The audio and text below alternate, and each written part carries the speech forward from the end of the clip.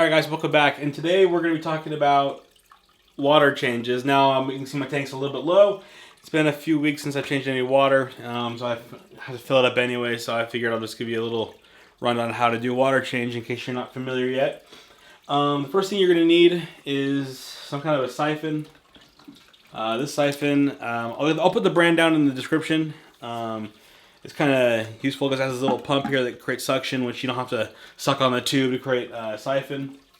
You're going to need some stress coat or other chlorine remover.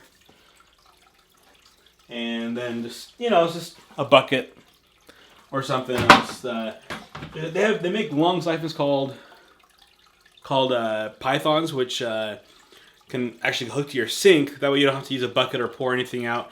Anyways, you want to do water changes. It depends on your bio load. So the more fish you have and the less plants you have, the more toxicity your tank's going to contain. So you're going to want to change water more often and do larger water changes. Some people do 10% every 3 or 4 days or every week, and some people do one water change a month, depending on the work, the load of your tank. My tank, as you can see, has a decent amount of plants. So that's going to take some of the bio load away, but I still like to do about a 20 to 30% water change every 2 weeks. It's not too often, so it's not annoying, but it's enough that it keeps the tank healthy and going good. So anyways, let's get started. So my tank is pretty planted, and I don't want to disturb the bottom, so I'm not going to really vacuum it out too much.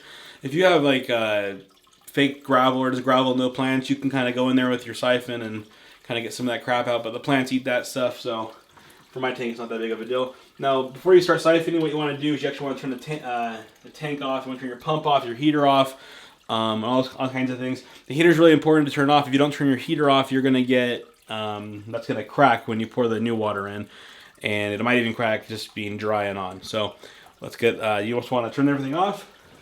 I have everything on one big power strip that needs to be turned off, so I just go ahead and turn that off. And as you can see, siphon's pretty simple.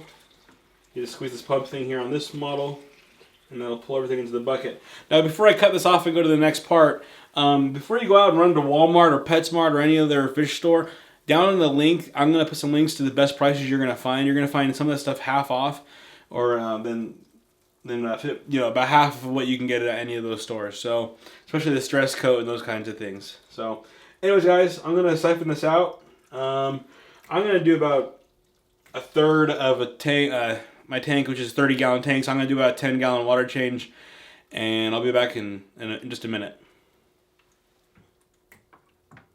Alright guys, so after you've siphoned everything out, you want to just take your stress coat and follow the directions on the back. In my case, I just put one capful in it because a little extra never hurts, but don't overload it, of course. But anyways, put a little bit in the bucket, put a capful in the bucket, and then, or whatever it says on the directions, fill up the bucket, and then I just let it sit for like a half hour. So I've already done all that. I'm going to go ahead and just pour it in. So I'm just going to do that, and then my tank will be finished. But like I said, make sure you check online in the links down below for the cheapest prices on these kinds of things. These things run pretty expensive in the stores, so. And again, when you're pouring this in, make sure you pour it in the least vulnerable part of your tank, so you don't uproot plants and stuff like that. You don't want sand flying everywhere. In my case, it's right here in the middle between these two plants.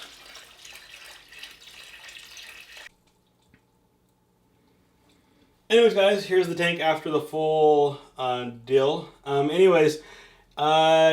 The tank's going to be murky after you do water changes, so that's going to last anywhere from a few hours to a couple days is normal. Unless you have some kind of a weird flare-up of some kind of algae or something, that's not going to be normal, but you're going to stir some stuff up doing water changes. You're going to make the tank a little bit messy, but that's going to settle down. The filter will get rid of a lot of it, and you're just going to be fine. So anyways, make sure you check out those links down below, and we'll talk to you later.